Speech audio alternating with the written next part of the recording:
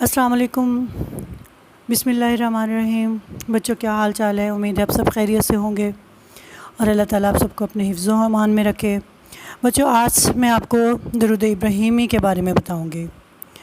درود ابراہیمی کی وجہ تسمیہ کیا ہے اور اس کے پڑھنے کا اجر و ثواب کیا ہے، اس کو کن کن مقامات پر پڑھنا چاہیے۔ تو آئیں سب سے پہلے درود ابراہیم میرے ساتھ پڑھیں۔ اللہم صلی علی محمد و علی آل محمد کما صلیت علی ابراہیم و علی آل ابراہیم انک حمید مجید۔ اللہم بارک علی محمد و علی آل محمد کما بارکت علی ابراہیم و علی آل ابراہیم انک حمید مجید۔ جی بچوں، اسے درود ابراہیمی کہتے ہیں اور نماز کا درود بھی اسے کہا جاتا ہے۔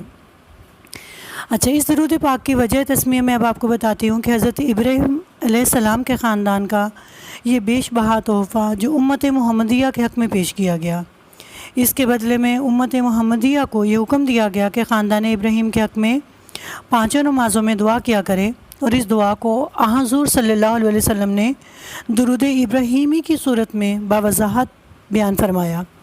اس درود پاک سے صلی اللہ علیہ وسلم کے خاندان ابراہیم سے محبت کا اظہار ہوتا ہے، اور اسی محبت کی بنا پر حضور اکرم صلی اللہ علیہ وسلم نے اپنے ایک بیٹے کا نام ابراہیم رکھا۔ اس کے علاوہ شب معراج میں حضرت ابراہیم علیہ السلام نے حضور اکرم صلی اللہ علیہ وسلم سے کہا تھا کہ اپنی امت کو میرا سلام کہہ دیجیے گا۔ اسی سلام کے جواب میں آپ صلی اللہ علیہ وسلم نے درود ابراہیمی میں ان پر سلام پیش کیا۔ تو یہ تھی درود ابراہیمی کی وجہ تسمیہ۔ چلیں جی، اب میں آپ کو بتاتی ہوں کہ درود ابراہیمی کی فضیلت اور برکات کیا ہے۔ یہ درود تمام درودوں کے صیغوں سے افضل ہے، سب سے افضل ترین درود ہے جس کو پڑھنے سے سب سے زیادہ ثواب ملتا ہے۔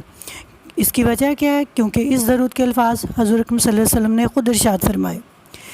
اس لیے اس درود پاک کو نماز کے علاوہ کثرت سے پڑھنا دینی اور دنیاوی فیوز و برکات حاصل کرنے کا بہترین ذریعہ ہے۔ اسے نماز کا درود بھی کہا جاتا ہے کیونکہ اس درود پاک کو ہم نماز میں بھی ادا کرتے ہیں، اور اس کے علاوہ نماز کے علاوہ جب ہم اس درود کو پڑھتے ہیں تو اس سے بے شمار دینی اور دنیاوی فائدے حاصل ہوتے ہیں، اللہ کی رحمت اور خوشنودی حاصل ہوتی ہے، اور دنیا کے تمام کاموں میں آسانی پیدا ہوتی ہے۔ قدم قدم پر اللہ تعالیٰ کی مدد شامل حال رہتی ہے۔ اس سے انسان کی تمام حاجتیں پوری ہوتی ہیں، حضور اکرم صلی اللہ علیہ وسلم کی شفاعت واجب ہو جاتی ہے۔ میں پہلے بھی بتا چکی ہوں کہ آپ صلی اللہ علیہ وسلم کی شفاعت سے کیا مراد ہے؟ آپ قیامت کے روز مسلمانوں کے لیے سفارش کریں گے۔ بچوں، اس سے رزق کی تنگی دور ہوتی ہے، اللہ تعالیٰ اس شخص کا رزق کشادہ کر دیتے ہیں جو درود ابراہیمی کی کثرت کرتا ہے۔ اللہ تعالیٰ اس سے مال میں برکت عطا کرتے ہیں، اور درود ابراہیمی کو کثرت سے پڑھنے والے کا خاتمہ ایمان پر ہوتا ہے۔ اس کے علاوہ آخرت کی زندگی سے متعلق تمام منازل آسان ہو جاتی ہیں۔ اس درود پاک کو معمول سے پڑھنے والا جنت میں جائے گا۔ معمول سے پڑھنے سے مراد یہ ہے کہ روزانہ اس درود کو پڑھا جائے۔ درود پاک پڑھنے والے کو نہ تو قبر میں مٹی کھاتی ہے اور نہ ہی کیڑے مکوڑے۔ درود پاک جنت کا راستہ ہے۔ درود پاک کثرت سے پڑھنے والا مستجابت دعوات ہو جاتا ہے۔ مین کہ اللہ تعالیٰ مستجابت دعوات کا مطلب ہے اللہ تعالیٰ اس کی تمام دعائیں قبول فرماتا ہے، یعنی اس کی ہر دعا قبول ہوتی ہے۔ جی، وہ موقع جہاں ہمیں درود پاک پڑھنا چاہیے۔ ویسے تو درود شریف کسی وقت یا موقع کی قید کے بغیر کثرت کے ساتھ پڑھنا چاہیے، تاہم بعض مواقع ایسے ہیں جہاں اس کے پڑھنے کی کثرت کی خصوصی تاکید کی گئی ہے۔ جب ہم نماز پڑھتے ہیں تو آخری تشہد میں، پھر ہم جب وتر نماز ادا کی جاتی ہے اس دعائے قنوت کے آخر میں، نماز جنازہ کی دوسری تکبیر کے بعد اور خطبہ جمعہ کے بعد اس کو پڑھنا چاہیے، کثرت سے پڑھنا چاہیے۔ حضرت فضالہ بن عبید رضی اللہ تعالیٰ عنہ بیان کرتے ہیں کہ نبی کریم صلی اللہ علیہ وسلم نے ایک شخص کو نماز میں دعا کرتے ہوئے سنا۔ اس نے آپ صلی اللہ علیہ وسلم پر درود نہ بھیجا، چنانچہ آپ صلی اللہ علیہ وسلم نے فرمایا اس نے جلد بازی کی ہے۔ پھر آپ صلی اللہ علیہ وسلم نے اسے بلایا اور فرمایا تم میں سے کوئی شخص جب نماز پڑھ لے تو سب سے پہلے اللہ تعالیٰ کی تعریف اور ثنا بیان کرے، پھر نبی کریم صلی اللہ علیہ وسلم پر درود بھیجے، اس کے بعد جو چاہے اللہ سے مانگے تو اللہ تعالیٰ اس کی دعائیں قبول فرماتے ہیں۔ حضرت عمر بن خطاب رضی اللہ تعالیٰ فرماتے ہیں بے شک دعا آسمان اور زمین کے درمیان رکی رہتی ہے، کوئی دعا اوپر نہیں جاتی یہاں تک کہ آپ صلی اللہ علیہ وسلم پر جب تک آپ صلی اللہ علیہ وسلم پر درود نہ بھیجا جائے۔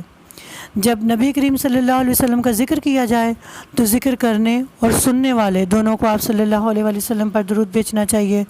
اور بچوں، جب بھی نبی کریم صلی اللہ علیہ وسلم کا نام سنا جائے تو صلی اللہ علیہ وآلہ وسلم ضرور پڑھنا چاہیے۔ یہ بھی درود ہے اور یہ مختصراً درود ہے۔ جب بھی آپ کا نام لیا جائے تو اس کے ساتھ صلی اللہ علیہ وسلم ضرور پڑھا کریں۔